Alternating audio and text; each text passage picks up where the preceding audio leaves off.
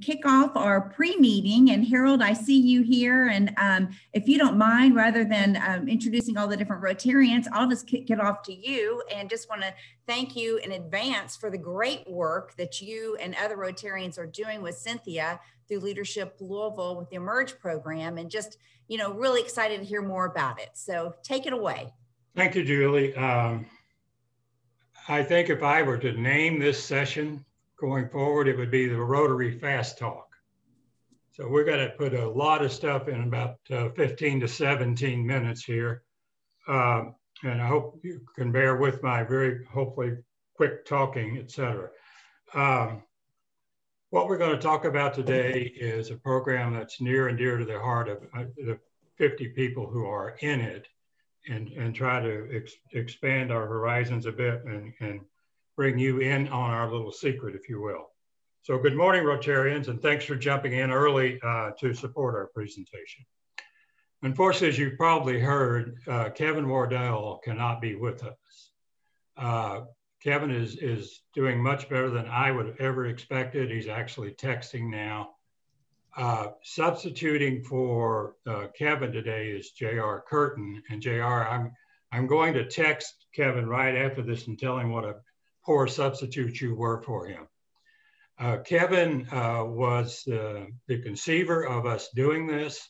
He was also the producer and director. So he has a big part in this today. So what we're doing in the next few minutes is sort of information share for our Rotary key executives of not-for-profits, for our Rotary members who are on the board of not-for-profits, for our Rotary members who used to be on the board of a not-for-profit, and for our Rotary members who will be on the board sometime in the future of a not-for-profit. So I hope I have captured everybody in the Zoom as opposed to in the room. And if I miss someone, let me tell you, you really need to get involved. There are 2,200 not-for-profits in the Louisville metro area, and they all need help. Of course, money is a big part of it, but engaged presence is the real gift that you can give to these not-for-profits. So I really urge you to find a way to get involved. So as I mentioned, we believe that Encore is a much too well-kept secret. And what we're talking about here is we have a group of people who are available at no cost, who are highly capable, experience-based, to give advice and assistance to Louisville Metro's not-for-profits. We do this under the auspices of the Leadership Louisville Center as part of its community impact mission. So that's the nutshell view of what is Encore. We're going to, of course, expand that greatly, but before we get started, let's hear from the president of Leadership Louisville Center and our fellow Rotarian, Cynthia Napek, on how we fit into the Leadership Louisville framework, et cetera. So Cynthia, good morning. Please take it away. Good morning. Thanks for allowing me to talk about my favorite subject, this Leadership Louisville. So I know a lot of you all are alumni, but just for those of you that are less familiar, our purpose is to inspire and equip leaders to be better and do better. So those are all the things that we do that help make investments in the individual to be able to show up as the best version of themselves, to tackle big projects and gnarly issues, and really show up as the spectacular leader that they were meant to be. But then the other piece of it is do better. So take all those gifts and skills and figure out how to use them to advance the greater good. For those, Leadership Louisville is a 40-year-old organization, and if you've lived in another city, then you might be familiar with with this concept. Like there's a Leadership Tampa and a Leadership Seattle and a Leadership Little Town and Big City, and fill in all the blank. But there's basically one in every community. Where Leadership Louisville is, I think, a little different is that we have multiple programs. And one of the things that I've kind of been obsessed with is the so what factor. Like, this is nice if you go through these programs and you learn some things, but I've always been really focused on so what? Like, what is the action piece? What are we going to do to drive make this world better because of your existence, you know, because we were here. And Ken Middleton, who knew Ken Middleton, those of us that knew him, he's a master persuader. And he would know just how to speak to you in a way that would make you want to sit up and listen. And so Ken knew that I kind of had this obsession for the so what, the action piece. What are we going to go out and do? How are we going to pursue world peace? And he said, you know, you have these 40 years worth of alumni, and we have a pent up need and a demand to do some stuff. And think about all of the baby boomers as they start to transition towards retirement. There's all this institutional knowledge and wisdom and enthusiasm for community. Leadership Louisville should do something to corral that energy and to deploy it out in the community. And so thus, Encore was born as an opportunity to, one, engage a lot of people in the community. It started kind of just as our alumni, but we've added to that to open it up, to make it more accessible to lots of folks, because for me, that's the name of the game. It's, you know, how many can we get out and how much good can we do? So right now, every year we do about 40 different nonprofit projects, both between Encore and Ignite, which is our young professionals kind of version of the same story.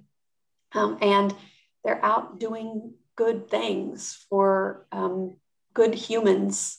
And I'm so proud of this project. I think it's a national best practice. I don't know of any other city who's doing something like this. So yay, Louisville, for leading the way on this. That's right. And more, right?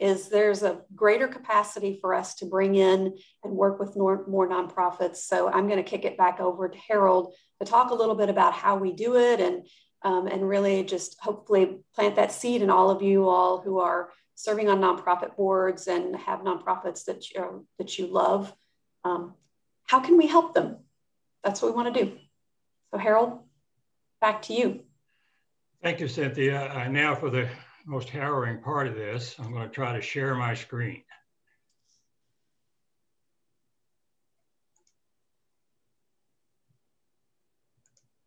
Ooh, it worked. So who is Encore? We are in this class this year, 50 plus folks who are mostly retired, volunteer executives.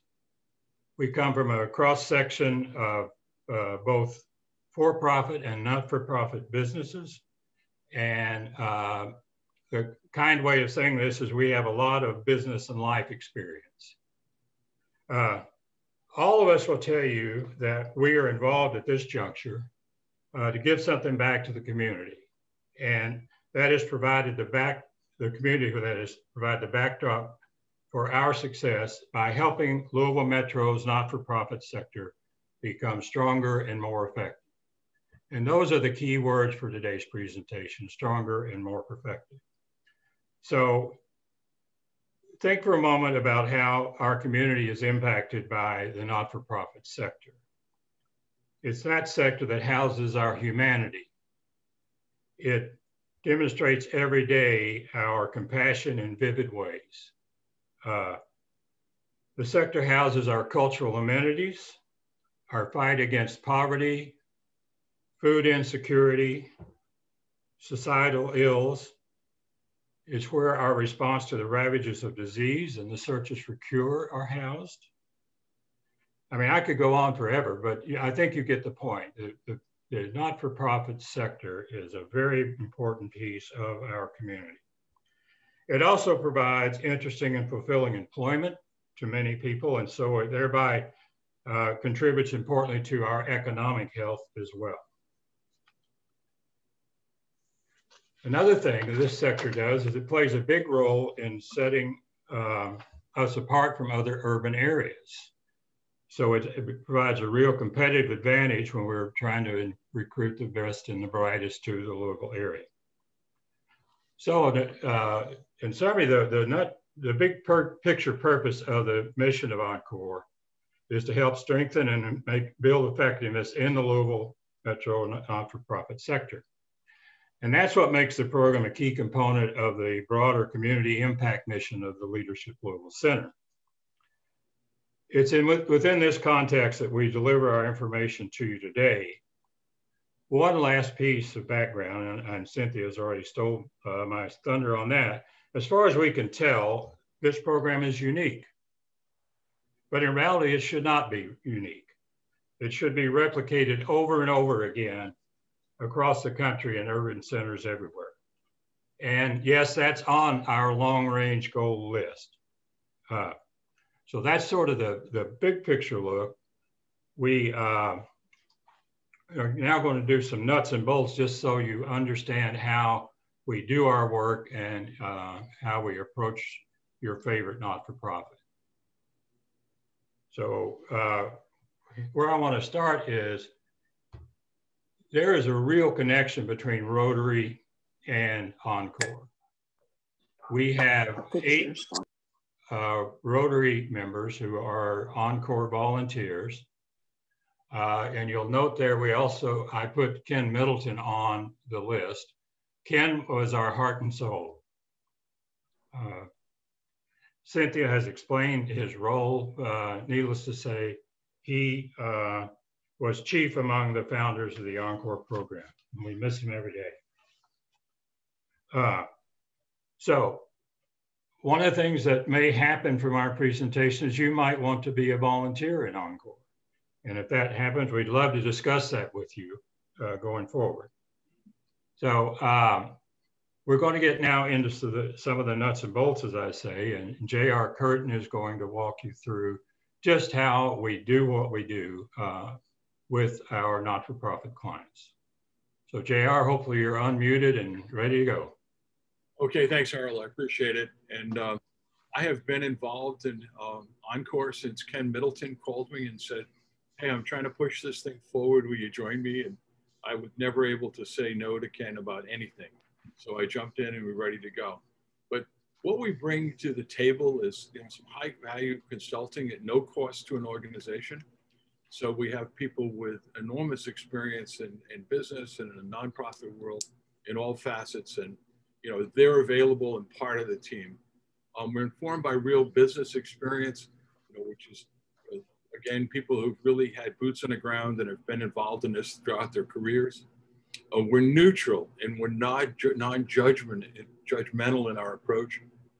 We are there to help. We are not there to take over or run or do anything. We're really an independent third-party review and sounding board, and we're idea generators.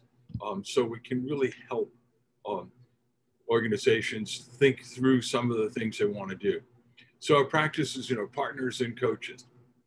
What are the experiences? Well, we've got a lot of experience in board development and working with boards, in management and operations, in finance, in human resources, in marketing and communications, in fundraising strategies, and organizational strengths. We do a lot of SWOT analysis, pre-strategic planning, helping organizations identify where they are, where they're going, what they can do. And we have tremendous community connections, as you might expect. And typically in a typical engagement, we're really a sounding board for the CEO and the board. We're a place where they can try out some thoughts and some ideas, especially for CEOs who are worried about how something might play and get a chance to work with us on that and think about that through that. We're able to do a lot of financial modeling, forecasting, budgeting. We've got a number of terrific CPA group folks with us, and just some people who are really good at doing financial modeling. A lot of communications people with communications for both internal and external, and a lot of development expertise, as well as in virtual events and also being able to analyze events they're doing and look at return on investment. And we do a lot of HR planning. So when you look at the group that's in Encore, the skill sets are pretty strong, and we're able to bring a lot in a typical engagement.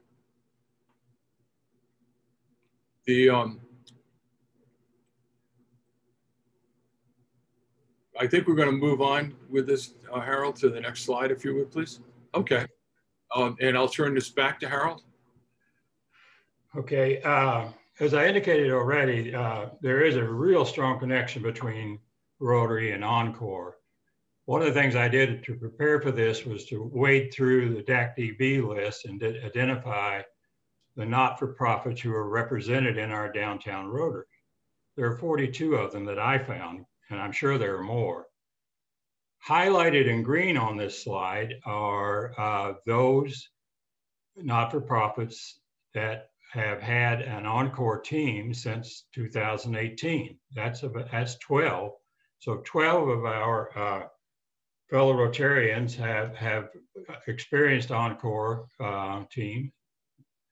And we're very fortunate today to have 2 of those groups represented, and are going to give us a little thumbnail of what their experience has been with the Encore group. And Karen Morrison, hopefully you're unmuted. Karen Morrison is the president and CEO of Gilda's Club and was one of our favorite Encore clients, you might say, over the years. So Karen? Thank you, Harold. Let me just say first that when Ken Middleton first approached me at a Rotary meeting about Encore, I thought the concept was absolutely brilliant, and I told him we would be thrilled to have the opportunity to participate. We were in the middle of a capital campaign and getting ready to open a new state-of-the-art facility with the goal of tripling our capacity, but we didn't have a full plan about exactly how we were going to do that. So we felt like we were definitely stepping outside our comfort zone, outside our expertise in the years that we had been operating, and we certainly needed some help. So 5 brilliant folks, including a couple of Rotarians, joined us and met with me, met with our board chair, met with our marketing director, and really provided a lot of expertise, some depth and breadth based on their experience that we just didn't have. And one of the first things they did was validate a lot of what we were doing, which is very, very important. But they helped direct us in putting some of this down in a comprehensive written plan and focusing some of our staff resources on it. We are huge on partnerships. Collaboration has always been key to our success. And perhaps most critical among those partnerships are the hospitals, since they're our primary referral sources in referring those families who are living with cancer to us for psychosocial support. Well, Kevin Wardell was one of the folks who was fortunately on our team. His expertise and experience with the hospitals proved invaluable. Some of his advice to us really resonated, proved to be absolutely accurate, and helped us in taking those partnerships to a new level and strengthening them as we move forward. You know, I love the description about the nonprofit sector housing humanity and demonstrating compassion. It is often looked at as, from my perspective, having spent almost 35 years in nonprofit, as something that is less than, you know, not quite as up to par as the for-profit world. Your expectations aren't quite as good. The staff aren't paid quite as well. You don't expect them to be quite as top-notch. You know, there's just a lot of that, I'll call it myth, out there about nonprofits. But what I loved about Encore and our Encore team specifically is they understood and appreciated that we wanted to negate all those myths, buck all those myths, and say, we want to present what we do with excellence. And as one of our founders said, let's do it big, let's do it right, let's do it with class. And they really brought that, their best game to the table, so to speak, in helping us come up with a plan that was going to help us do just that. And then, of course, you know, they finished in 2019, right after we opened our new state-of-the-art facility, and we all know what happened early in 2020. So that plan has needed to be tweaked, shall we say, but it really put us in a good position to take advantage of the challenges that 2020 presented, and we ultimately served more people in 2020 than we ever had in our 14-year history. And we're on track in 2021 to serve more still. And it's giving us an opportunity through the marketing and communications that they helped us to develop and put into a plan to implement that and expand. We have new partnerships in Paducah, for example, and we're doing more in Southern Indiana, and we're trying to take those near and far partnerships and make them, pilot them, strengthen them, and make them something that we can replicate across both states. Ultimately, we are about to open our first branch, which was scheduled to open 1 year ago in West Louisville. And that too is critical to our success at the Republic Bank YMCA at 17th and Broadway. We are looking in the next few months to actually open that. But in the meantime, this plan helped us to make a lot of connections, partnerships in West Louisville that allowed us to serve those families living with cancer with personal deliveries to their homes, drive-throughs in the parking lot, partnerships with the faith community, all those things that we had worked with our Encore team. So I appreciate their efforts. I especially Ken suggesting it and Kevin coming through for us in a big way. And I certainly would highly recommend any nonprofit take full advantage, and that any Rotarian who has the expertise to give consider joining and becoming an Encore member. I'm a Leadership Louisville fan, graduate of the best class ever, 2010, and have sent a lot of my staff through some of the programs. One of the suggestions was that we also utilize another Ignite team, which we're planning to do. So thank you again. Yeah, Karen, I'm sorry to cut you off, but the time is a terrible taskmaster. Let's jump quickly to David Lopez, Director of Development of Metro United Way. David, hopefully you're unmuted. I am unmuted. Hello, everyone. So yes, I'm at Metro United Way, and our vision is to see a day in our bi-state region where every single one of our neighbors has the opportunity to live up to their full potential. And I am deeply passionate about that vision because I myself, as a child of Mexican immigrants who worked very hard but always struggled to make ends meet, and as an English learner, I had many challenges and barriers that could have kept me from living up to my full potential. So it's an honor to work in an organization that is looking to remove those barriers. And one of the first things I noticed when I became Chief Development Officer in 2018 is we don't have a development committee. What's going on? This organization raises more than $25 million a year and we don't have a development committee. That seems a little bit off. So we took that on to create a development committee of the board. And we engaged the Encore group to help us do that, to be a strategic partner to us, to think through how we do that really effectively and efficiently, how we herd the cats, so to speak, with a nearly 20-person plus development committee. So let's talk outcomes. They helped us to craft 6 very insightful, very foresightful recommendations. And this year, through many, many challenges and headwinds, 2 things. We were able to raise nearly as many millions of dollars this year as we have in previous years, even with all the COVID challenges. In fact, it's 26.1 million in our annual campaign compared to 26.3 million last year, barely a difference there. And in some of the key areas that our development committee, with the help of the Encore volunteers, told us we should be growing our revenue, like grant revenue and government funding, we saw tremendous growth. In fact, this will be our largest year in terms of total revenue raised. And thank goodness, because needs have been surging in our community, and that has given Metro United Way an opportunity to play a leadership role in responding to those needs. So if you're considering doing this, 1, will you make a difference? Absolutely. You've already heard about some of the difference our Encore volunteers have made. And 2, will you enjoy it? I'd say so, because our Encore volunteers have extended their engagement with us from 3 months to 6 months, and then 6 months to a year. And I think now we're going on about 2 years. And I think that says that they have really felt like it's worth it. I have so much deep gratitude for them. And thank you for letting me share my experience today. Great.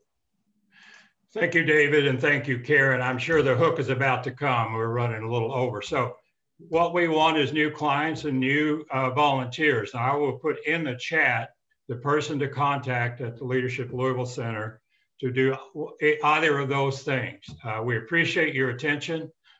Thank you, Cynthia, for opening it up for us and for our 2 guests. Back to you, President Julie. Chair of the Speakers Committee and a Paul Harris Fellow. Ken, take it away. Thank you, President Julie. I'm going to steal a line from Coach Davenport and tell you I'm the luckiest guy in the room today because I get to introduce Coach Davenport. He's truly a special guy. I've had a bit of a personal history with Coach Davenport, and I just wanted to share a couple things to explain. And not only is he an incredibly successful basketball coach, but he's a great human being also. In 2010, I was coaching my son Ethan's fourth grade basketball team, and Coach did something special for the kids that I and the kids will never forget. He allowed us in the locker room before the Bellarmine basketball game. And he, as you would expect, he talked a lot of X's and O's, but he spent just as much time talking about how to leverage sports to be successful in life. And it was a wonderful message. He has a great understanding of how amateur sports can give kids direction and change lives. And currently, my older son, Jack, has the honor of being the producer for Coach's weekly Monday night radio show on 93.9 The Ville. Just a little plug. It's a great show. If you have some time on Monday nights, take a listen. Well, anyway, Jack is a young producer at the station. Coach Davenport treats Jack almost like a co-host on the show, and he's been an incredible mentor for Jack. And lastly, I want to mention, when you get a chance next season, you have to go to Freedom Hall and watch a Bellarmine basketball game. Bellarmine basketball is a throwback to basketball the way it used to be played, with motion offense, quick passing, unselfishness. It's a fun style of basketball, and it's so cool to be back in Freedom Hall. So I just want to touch a couple highlights of Coach Davenport's amazing coaching career. Coach Davenport was the head coach at Ballard High School from 1986 to 1996. He led the team to the Kentucky High School Championship in 1988. Another stop was the University of Louisville, where from 1996 to 2005, he was an assistant coach to Hall of Fame coaches, Coach Denny Crum and Rick Pitino. Since 2005 and for the past 16 years, Coach has been the head coach of Bellarmine University basketball. His record at Bellarmine is a stellar 378 wins and only 117 losses. While in Division II, Bellarmine played in four D2 Final Fours and won the 2011 D2 national title. As you likely are aware, Bellarmine recently made a significant move in June 2019 as the school and the athletic department joined NCAA Division I and the Atlantic Sun Conference. Bellarmine basketball was incredibly successful their first year in D1. The team was picked to finish last in the conference. It's a tough move going from D2 to D1. Well, instead, Bellarmine played Liberty in their final regular season game at Freedom Hall for the ASUN Conference title. Congratulations, Coach. Please give a warm Rotary welcome to Coach Davenport, who today will address the scholastic, community, and sports program impact of Bellarmine moving to D1 and tell us more about the Bellarmine basketball program. Coach, the floor is yours. Thank you, Ken, so much. You know, you started at 1986 at Ballard, and I was getting older by the second. But, you know, just for the record, I did run 5 miles this morning, cut, trimmed, and blown my grass, and we've already been at work. So we're not really aging at all, believe me. I have a question. Where Alyssa, my go-to person who's been incredible, can I ask if someone wants to unmute to speak? Is that doable? Or does it have to be a written question? No, the floor is yours. Okay, then I want to start, and I know we can do this. Believe me, I've been Zooming with our guys since last April. We can do this. I want to start with a little bit of an open floor, just like we're in person. And I want to give you an opportunity because I love this. Freedom Hall memories, share them, just randomly. Share me some Freedom Hall memories. Floor is yours. Mine was watching the Kentucky Colonels play there. Okay, that's a great start. I snuck in those games because I lived right on Central Avenue. I don't think I paid all the time. I agree. Go ahead. I love this. My family had seats right behind the coaches, and just being there in Freedom Hall and seeing all those amazing players throughout the years. And Coach Patino sometimes used language that we don't use in a Rotary Zoom call, but it was a lot of fun to listen to be there right in person. And it's just special. And the smell, and the other thing that I do remember is the smoke in Freedom Hall. And I don't think they have that anymore. No, not anymore. I just remember the seats there wasn't a bad seat in the house. And my seats were always rotating. But when I worked at U of L, I got to hang out with the team and in the suite where the assistant coach would come in and give us a layout of what the play calls were going to look like, what their strategy was. It was awesome. Daryl Griffith, 360 dunk. There you go. I started working on my 30-inch vertical. I never quite got there. It's a humbling game. I love this. My two boys on row H for 10 years before they got too busy for me. Good for you. Good for you. Any others? I love this. Mine was 32 years ago, taking my little brother to a game from the Big Brother, Little Brother organization, and he just loved it. It was very memorable. Now, Ken, I want to give a shout out. You know how much I appreciate you. We got one more. Coach, yes. Mine was seeing my dad, Bud Olson, play there, and Bill, my uncle, and you coaching, along with seeing my cousin, Doug, when U of L got to play his college and he was in school. Yes, they played Tampa. Yes. And just for the record, she's talking about her nephew, Doug Olson, who was my son, who's currently on my staff. Doug Davenport was named after Doug Olson. There you go. Little inside knowledge. Okay. I want to go back. You know, I titled this, None of Us Are as Good as All of Us. And the reason is because that's powerful. And what I'm going to say, I don't want to be just limited to Bellarmine basketball, because this can apply right now all over this community. And the overriding plan, the word culture now is used in sports all the time. And I'm going to take it another step. I'm going to say it's a plan. A plan means you've got a program. And what makes a program, what makes a community, what makes an institution, what makes a family, a neighborhood, the most powerful is when everybody wants the same thing. Their goals are consistent and they're willing to do whatever it takes to achieve those goals. Bellarmine basketball, that's 15 players. That's 3 student managers. That's 4 coaches, a strength coach, an athletic trainer. When everybody wants the same thing, that's powerful.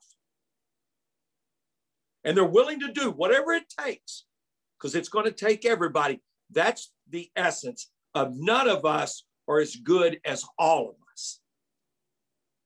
And as we make this transition from Division II to Division I, as this community is faced with obstacles, it'll take all of us. But it'll be the most powerful when everybody wants the same thing. Now, I'm going to start in January of 2019. We're ranked number 1 in the nation, Division II basketball. Things are going great. My athletic director shares with me, Dr. Donovan has an incredible vision, and there's a great opportunity. We're going to transition to go to Division I. I said, now, is this a vision or is this reality? He said, Coach, it's going to happen. Now, at that point in Scott Davenport's life, he had come to grips as a coach that I would never get to try our style of basketball that Mr. Grossman mentioned, being very unselfish, relying on the pass, the theory that the team is stronger than the individuals and everybody making everybody better, that I would only do it at the Division II level, and I would never get the question answered, could you do it at the Division I level? I had come to grips. I would go to my grave. I would never have that question answered. And on that January day in 19, it looked like it was going to happen. Well, June 17th of 2019, it happened. It was announced. We were a member of the Atlantic Sun Conference. It was reality. Now, our players that year came back on August the 19th.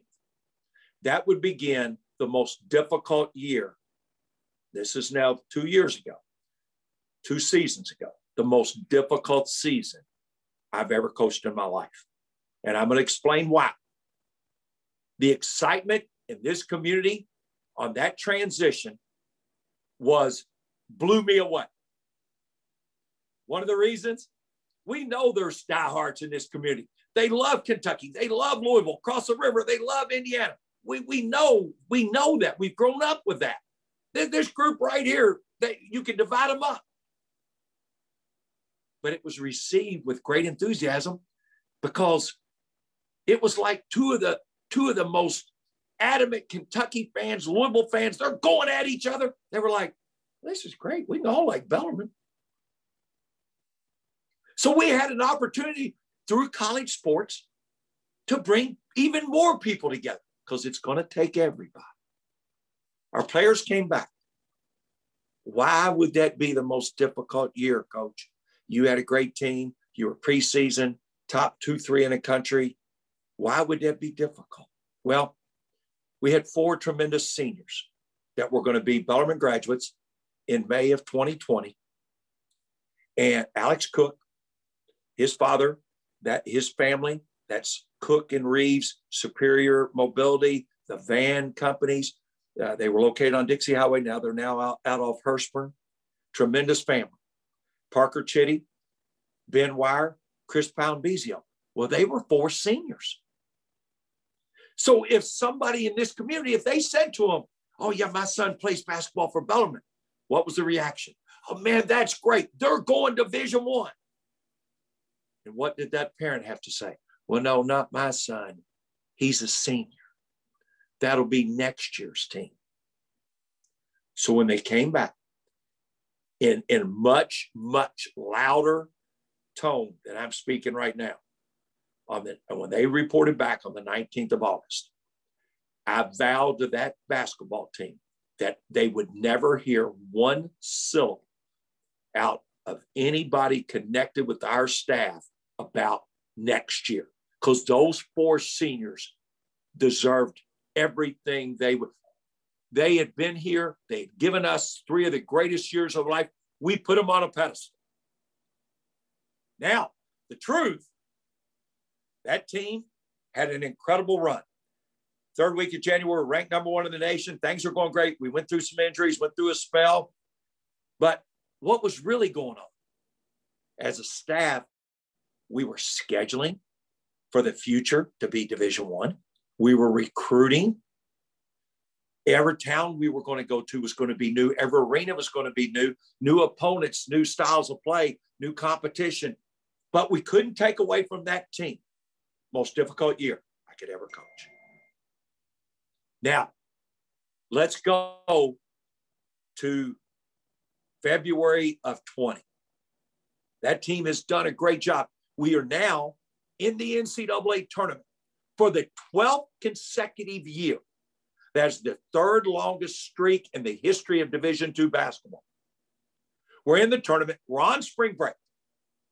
Thursday, 11:30 a.m. practice. 11:30 a.m. film, immediately followed by practice. After practice, we would have film again. Well, campus is closed. Dining services are closed. It's spring break. We go to Audubon Country Club for 5 o'clock team meal. It's fried chicken night on Thursday. We got a private room. We're going to have a great meal. The next morning, 10 o'clock practice, off to the NCAA tournament. Now, understand, this team had been together since August on this last journey. And from the time practice was over at 2:45 to reporting to Audubon Country Club at 5, the NCAA tournament was canceled. everybody in this program, when you talk again about a program, our goal is that every senior never wants to take his jersey off for the last time as a Bellarmine Knight. But his teammates, his freshmen, his sophomores, his juniors, they never want to play their last game with that senior. So we always push during the postseason. Those 4 who had been through that year never got to take their jersey off for the last time. That's amazing. Now, as a team, now, the end of April, everybody is sent home. And there was 3 stages. One, at the onset of the pandemic, as a college coach, and 2 and 3 day a week Zoom meetings, and they're all sent home. You know what it was? A lot of you may experience it. It was the longest snow day ever. Everybody's like, wow, no school. Then it didn't end. The next stage that the players went through, there was one of incredible humility. And it's hard for a college athlete, somebody that's been very successful their whole life, to be humble. But you know, I was having Zoom meetings, and we can just click on, and I've got Knoxville, Tennessee, and Columbus, Ohio, and Cincinnati, Northern Kentucky, Evansville, Lexington, Louisville. We got guys from everywhere. Oh, we can do everything, coach. But they were being humble because we wasn't solving it. I'm now home a month. I've now been home 2 months. And then there was a very quick third stage. And it was one of confusion, because it was one, wow, we can't figure this out. And I told the players one night on a Zoom meeting, think about it, the smartest people in the world, not in Louisville, not in the United States, not in Canada, in the world, couldn't come to grips with this. So our players, and I brought in speakers. We went through everything. I mean, I brought in speakers out of LMPD to talk about like what's going on. I've known Dwight Mitchell, the spokesman, since I was coaching at Ballard, and he spent a whole night with us. And we talked about real things. I had Allen Houston, an NBA executive, an all-pro NBA player, played for me at Ballard. I had had people to come into Zoom meetings, and we would interact, and we're just, so we go through April, we go through May, we go through June, and July the 7th, they were back on campus. We could not go in Knights Hall. I had to meet with them in the parking lot so they could space out. We had to get in individual cars to go get tested. They were so great to be around each other, it didn't bother. And I told my staff, I said that these young people are the answer. You can't see it. I'd have to move my whole camera. I've got some artwork behind me down a little lower behind the trophies and the plaques and the basketballs. I've got a 2.5-year-old granddaughter. I've got one grandchild. Her name's Ren. And Ren paints Pop's pictures. She needs these young people. She needs them. We all do. I'm not the answer. Those 18 to 22-year-olds in that locker room are the answer. We need them. And off we go. And there's pauses. And there was tests went from positives, negatives, inconclusives. We had false positives. And then we had I got to get this right, a non-confirmed test. Every week it would be something new. They were okay. They stayed resilient because one reason, the one thing they consistently did that we can all learn from is they didn't focus on just, look at me, I scored, look what I did, let me pose for that camera. Because as we started playing, We were scheduled to play the first game in the history of Bellarmine University in Poly Pavilion, the home of UCLA, on November the 10th. Well, you wasn't going to California November 10th. Then we're going to play at Duke University November 17th. That's Cameron Indoor Stadium. That's the all-time winningest coach. That's Mike Krzyzewski. That game moved to December the 4th. It's okay. Okay, let's jump on a plane and let's go to Duke and let's play. No. Flying December 4th probably wasn't the safest thing to do. Well, let's put on food on the bus and we'll get our Miller transportation bus and we'll head over. 8 hours, 20-minute drive. We never stopped. Our Mr. Dave, our bus driver, is tremendous. I said, Dave, if you need to stop at a rest area, run it. No, Coach, I'm good. Never stopped the bus. We arrive at our hotel. Think of the excitement. Okay, where's my room key? We went into the hotel. They were in the lobby to test us, to get approval to play the game. Players, didn't bother. Test me. I'm ready to play. I don't care what it takes. The next morning, we have a game day walkthrough, Cameron Indoor Stadium. And we go play that night. And I mean, we're down 5 with 2 to go. In the half, they get a 5-point run. They hit a 3. It's unbelievable. We're down 10 at halftime. We lose by 16, and they're mad. And this is what's great. That's Duke University. Now, I know Duke didn't have the greatest year. I'm kidding. That's Duke University. This is Bellarmine. It's the first game ever, Division I. And their attitude was not, oh, we could have won. Because if you could have, why didn't you? If you could have, you should have. So off to the bus we go after the game.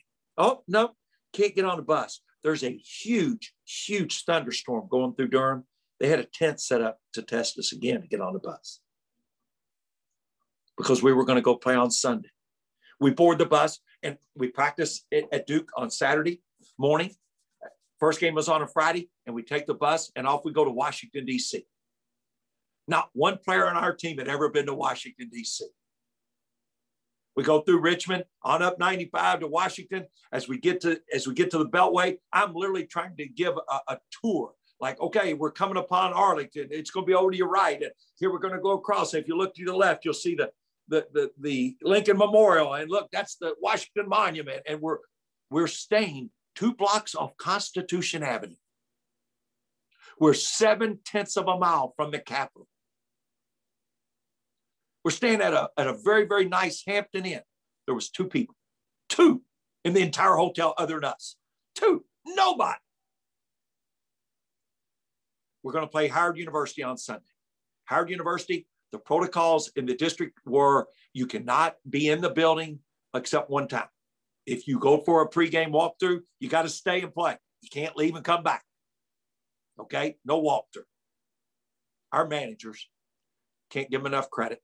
We moved all the tables out of the eating area in the Hampton Inn. They took blue painter's tape and taped a basketball court on the carpet, and we walked through in the eating area of the Hampton Inn. Nobody felt sorry for themselves because they embraced the opportunity. And what was that theory? None of us are as good as all of us. It took a manager. It took 3 managers to do that. It took a player. So I don't want them to be holed up in a hotel all night, all day for a night game. It was a beautiful day, much like the day in Louisville. We took a 7/10 of a mile walk. We called it a walk to, not a walk through. And we walked to the steps of the Capitol. It was 7/10 a mile away. 1 month later to the day, we all know what happened in that Capitol. And you wonder why I admire the journey these players have been on. We won that night. That's the first Division I win. In the history, nobody will say it again, except that group. You couldn't leave the court. We both shared the same tunnel. One team had to go, the other team had to go. Howard University went first. Our bench was furthest away. We're going to go second. We have to stay and wait. Our players they can't wait to celebrate each other because it takes all of them. It's not about, look what I did. It's like, we did it. And what did they do? We all watch sports. We see people mug for cameras. We see people bring attention to themselves. Not planned by me. This is our leaders. These are our young people. They took the game ball. That's the ball that won the first Division I game ever. On the court. Didn't wait till the locker. They gave it to Brad Bluestone, our athletic trainer, who's guiding him through a pandemic, testing him 3 to 4 days a week. He didn't sign up for that. So they gave him the game ball. Then we finally got to go to the locker room and they celebrated each other. And what if we all celebrate each other in this community? That's our challenge. We can do that. Now we get into conference play. We lose our first 2 games. We're 0-2, 2 hard-fought games. Now, for the record, we were picked last and next to last in our league. Out of 9 teams, we were picked 8th in one poll, 9th in the other, last, next to last. We were 0-2. Lipscomb was very good. They were picked 1 or 2. We won 10 straight games. And we played on a Saturday, the last Saturday of the conference in Freedom Hall for the conference championship on national TV. Ken mentioned about me being the luckiest guy ever. You wonder why. The guy that grew up on Central Avenue, that lost his dad at 9 years old on Halloween Day, 15 feet from him at 1:15 in the afternoon of a massive heart attack, whose mother, the best we can tell because it was a one-room schoolhouse, had a 6th grade education in Greensburg, Kentucky, but ran her own business for 43 years. And that guy that's coaching them has 2+ degrees from the University of Louisville and coaches the greatest group of kids you could ever coach. We had a game. I'm going to single out one game. We played Stetson University we played all our conference games Friday, Saturday, 7 o'clock Friday night, 5 o'clock Saturday. We won on Friday night by 7. Saturday night, 19 minutes to go in the game. We're into the second half. We're down 20 points. 20. Quick timeout. I'm going to challenge them. We're going to make one run, or we're just going to accept that loss and go on. We're down 20 points. We won by 11. 19 minutes. I walked up the ramp at Freedom Hall, and I thought to myself, what did I just witness? I went into the coach's office where we changed clothes. I could hear the players celebrating each other. I could hear them just screaming. My SID, John Spignardi, sprints in. He goes, Coach, I got to share something with you. We just shot 84% the second half. We were 21 for 25. And I said, oh my gosh. He goes, I got one more. I said, what, Spugs? He goes, Coach, at 10:02 to go in the game, we missed a shot. We didn't miss another shot the rest of the game. And I just listened to him. I didn't go in there. I listened to him before I could get in there. He runs to me. He goes, I got one more bit. I what? He goes, 1979, North Carolina went 16 for 17 against Virginia. No three-point shot, no shot clock in one half. He said, in Villanova, Georgetown, that epic game in Georgetown, they shot 81-3. I said, what are you saying? He said, other than Carolina game, I think we may have just shot the highest percentage in the history of college basketball for a half, the second highest. I could still hear the players. They didn't have a clue. I go in and share it with them. And I just watch them. Now, let's think. I love the demographic of this group. It's 7 o'clock on a Saturday night. You just won 2 games in 22 hours. You just went 21 out of 25, 10 down, 1 by 11. 20 down, 1 by 11 in 19 minutes. Could you imagine being a college student in Louisville, Kentucky, and you just did that? How good would your Saturday night be at 7 o'clock? And the last 5 minutes in the locker room, I had to challenge them about COVID, that you had to go back and lock down. No family dinners. You had to go back. It's real. You got to go back. Think of that. 7 o'clock on that Saturday night. You were 20 down, 1 by 11. You're first place in the league. It's January. No. You got to go. You got to go. My son called me around 9:30 that night. And I thought, oh, wow, what's going on? I mentioned we call it our Center for Success. Our locker room has a huge video area. It has a greeting reception type area where it's kind of a commons area. It has a refueling area, and then it has their locker room area. It's what Dr. and Mrs. Lynn did for that. It's impossible to put in words how much I appreciate it. So at 9:30, my son had got a call. There was one of these mixed martial arts fights, these battles. They were all in the locker room watching it together. That was their haven. But who were they celebrating? Each other. They were all with each other. And then we get to March, and we're not allowed to play in the NCAA tournament. The NIT goes to 16 teams. The College Invitational Tournament, which is another postseason tournament, is canceled. The College Basketball Invitational invites us, and off we go. We get beat by Pepperdine in the semifinals, who we really felt whoever won that game was going to win it. But in the first round, we beat Army out of West Point, a very, very good team. Just saying, they not only got to play in the first postseason game, they won a postseason game. And they are amazing young men. A program, 16 years, 60 out of 63 have graduated. 32 straight semesters. 32 straight. Never below a 3.0 as a team. We've had 21 play while in graduate school. We'll have 23 next year. Our 2 seniors are coming back. We've had 17, this will be 18, play professionally all over the world.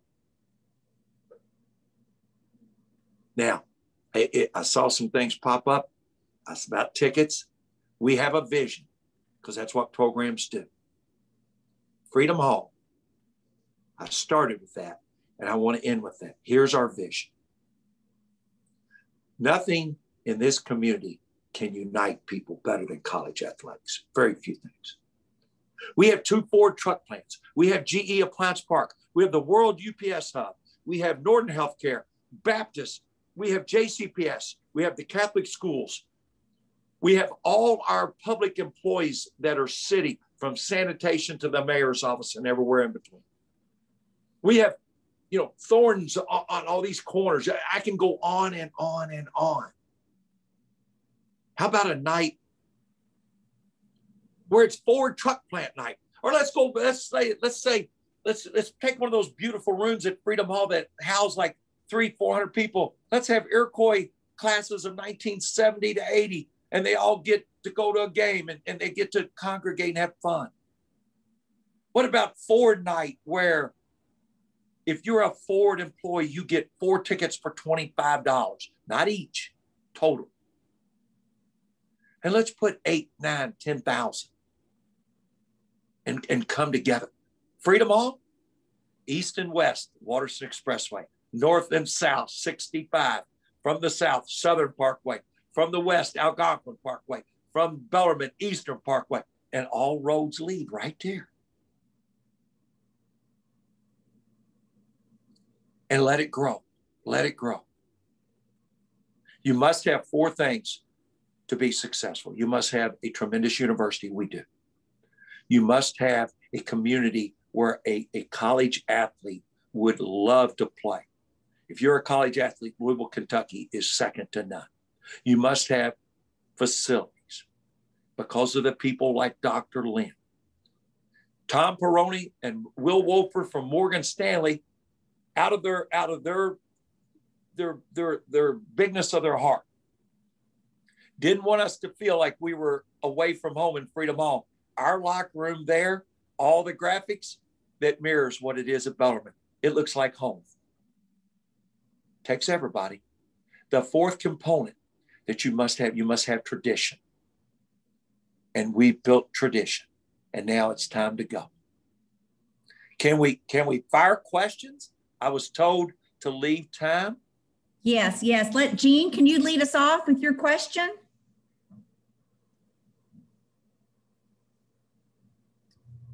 Jean West, Lasavio. I know she has one on here. She might be unmuting. Her camera's off, Julie. Oh, it is. Okay. Well, her question was, how were your players able to keep in shape during the shutdown? Oh my gosh. It's to go run on the local high school football field about where they were. Our strength coach, Steve Hartman, had so many creative ways in terms that they didn't have access to, the weights, etc.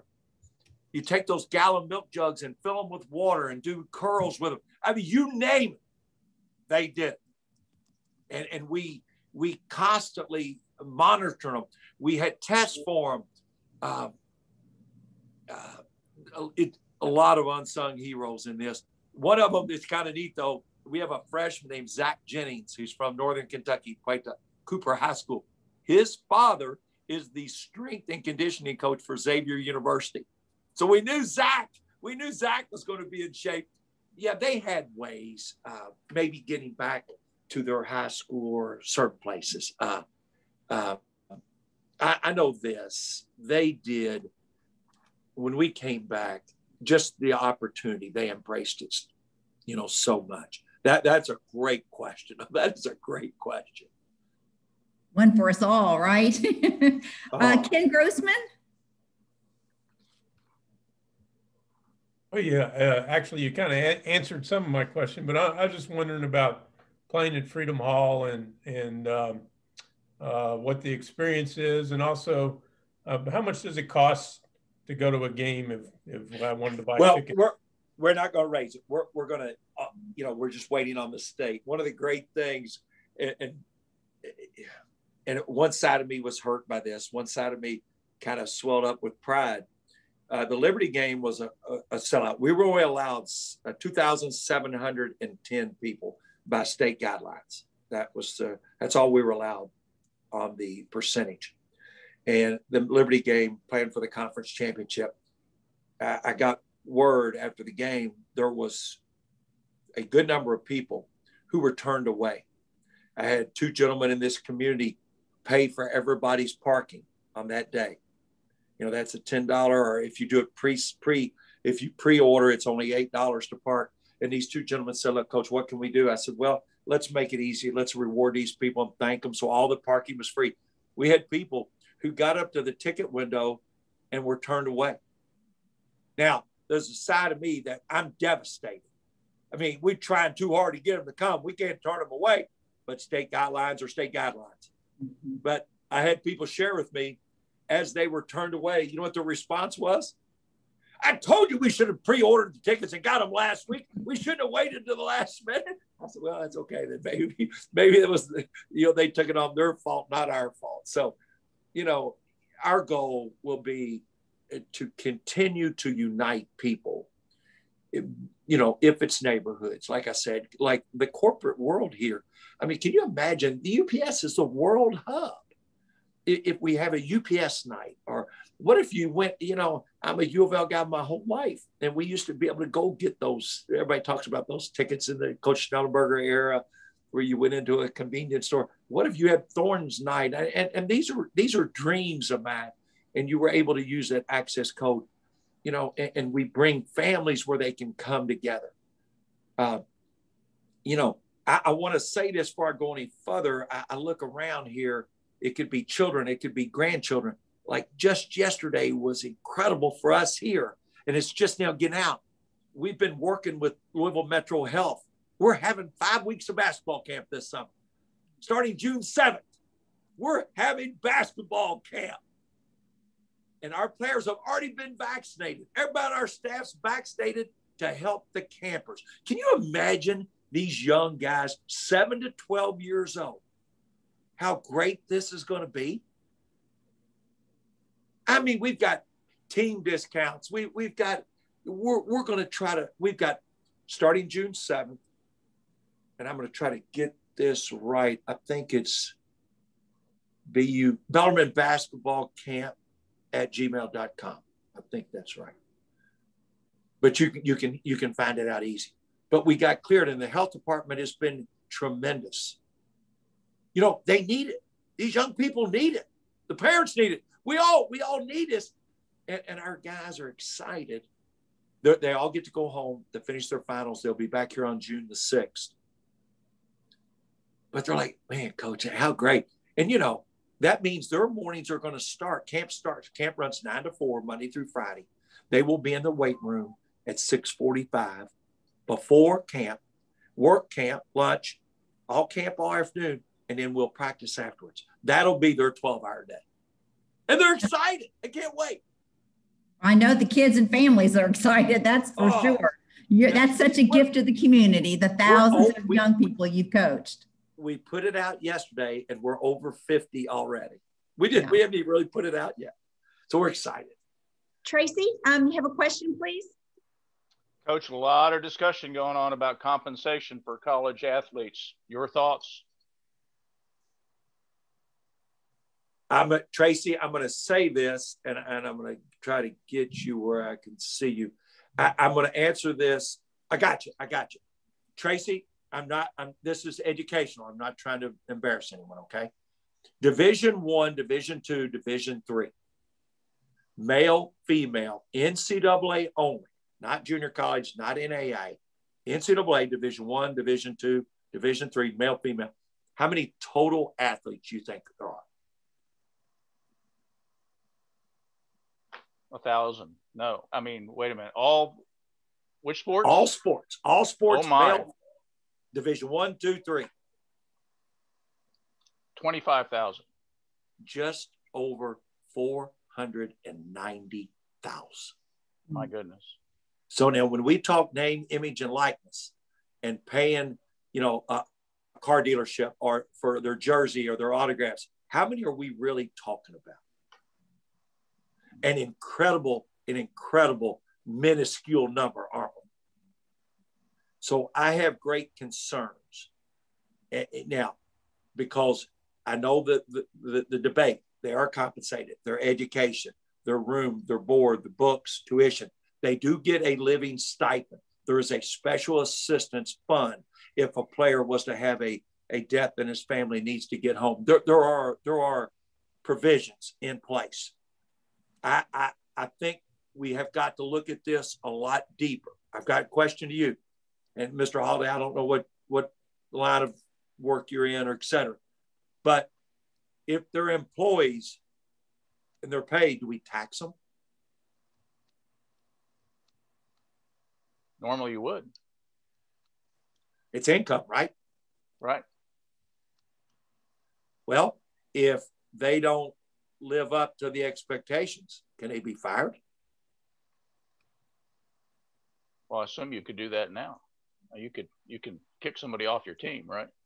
Well, yeah, you could, but they have, but you see where I'm going with that. I think we've got to really, really go and be very thorough thinking this through. Yeah. Well, I didn't ask the question because I'm in favor. I just wondered what your thoughts were. Well, now I wonder about things like the quarterback gets $10,000 and the offensive lineman doesn't get a penny. Right. Talk about being a team. Yes. You know, right. That's why I think we've got to be cautious as we explore. Now, sure. You know, I really do. When you look at Division I, Division II, Division III, and the value of an education, and any of us who've been there, and we all realize that, you know, I use in recruiting. Can you imagine being a basketball player? Mr. Holiday, if I was recruiting you, Tracy, right now, and I offered you a scholarship to play 4 years at Bellarmine, and you said, Coach, I'm signing that national letter of intent. I'm coming to Bellarmine. I'm going to play for you, right? Do you realize by signing that national letter of intent, you probably just removed the biggest financial burden in your life other than a house you'll buy? Think of that 4-year education versus a car. Now, probably not going to buy a car cost that much.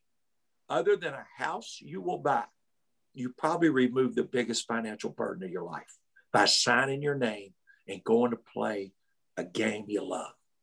That's pretty good. Questions?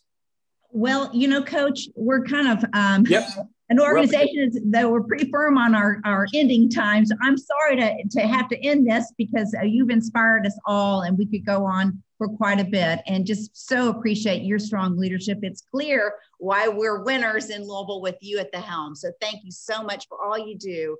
Anything I can do, anything this basketball program can do, please let me know. If it's a youth team, a school team, a church team, a family, a group, you want to watch practice, you want to be around the guys, hey, they're all open, and you're more than welcome. And anything we can do will help in any way. Well, thanks again for all you do. And I see the thousands of kids that you don't get to coach maybe during the season, but you're coaching them through the summer programs, and your outreach means so much. You can see the cheers. Unfortunately, you can't necessarily hear them, but everyone appreciates you so very much. And we're behind Bellarmine for sure. So thank you so much. And Robert Chatham, I also wanted to give a shout out to you for being with us. He lives in California now and former Rotarian. So glad to have you with us for this special meeting. Rotarians, we're so thankful that each of you are with us. And again, next week, we've got Mike Jones, the CFO of UPS Airlines, as our featured speaker. Sign up for these wonderful opportunities to get together, and we are adjourned. Thank you all. Be well.